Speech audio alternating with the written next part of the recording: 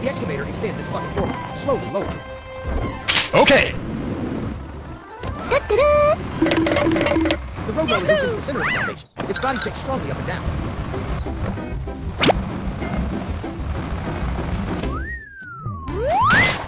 Pour sand, water, and cement into the mixing drum.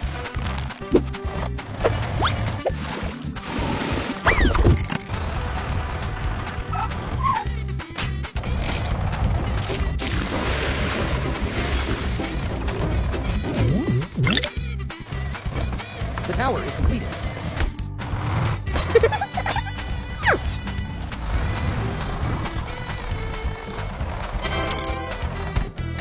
Attach the clock to the tower. Whoa!